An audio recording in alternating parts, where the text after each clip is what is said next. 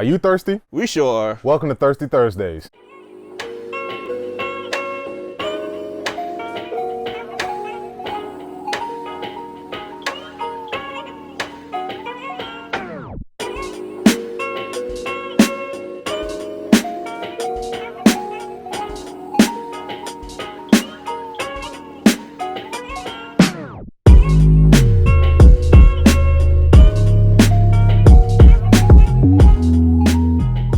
Are you thirsty? It's your boy, Mr. Petty from Blerds and Whiskey. It's your boy Rick Stroh from Blerds and Whiskey.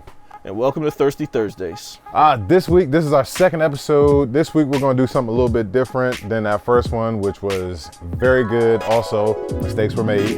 Sometimes you end up in the neighbor's front yard and, I don't know, maybe you try to fight their garden gnome. Shit happens. So we're going to do Long Island. But see, the thing about Long Island's, it's made for as a cocktail for individual drinks. All the ingredients you see is made for one cup. What we gonna do, because like I said, we're the resident mixologists of Blerds and Whiskey. We're going to make, I guess it's called Wrong Island or Strong Island, whatever. It's going to be pretty much all these ingredients and then Coke for coloring. With the picture that we're using here. Yeah, it's definitely foreshadowing. I feel like Samuel L. Jackson in Kong Skull Island. All right, so here we go. First thing up, we got ice. We're going to start off with some gin. Like I said, this is made for individual cups. It's made to be put in one of these. This is going to be one giant cup. All right, now we're going to move on to the vodka. We have no measurements.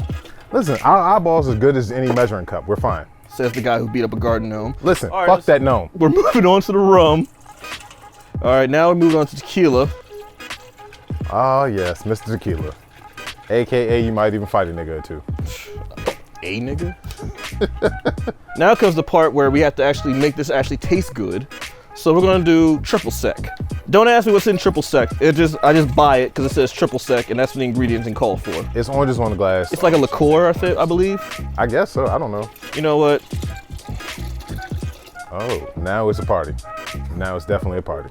Now for the sour mix. This is what makes the Long Island taste like a gets the iced tea flavor to it. The funny thing about a Long Island iced tea is the first time I heard about it, I asked him what was in it and the bartender just started listing off shit and I noticed, the funny part was, he didn't ever say tea. There's no tea in it. Right, so for all of you that don't know, now this is where a Long Island gets the color and this is why it's colored like tea. So what I'm gonna do first is we're supposed to shake it in like one of these shakers right here, again for individual cups.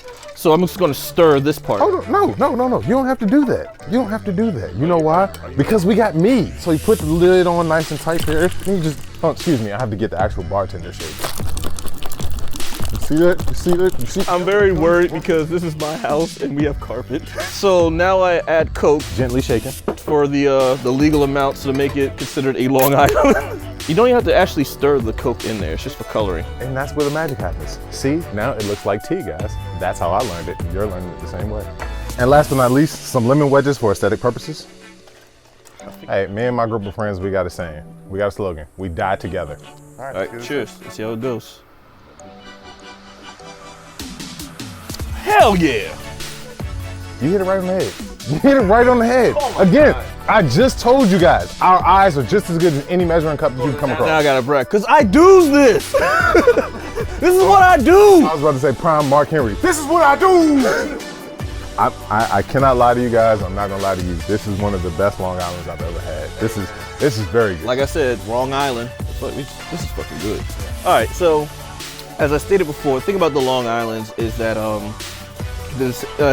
you put like a lot of drinks and liquor in here, and then you disguise it with the triple sec, the sour mix, and the Coke for the coloring.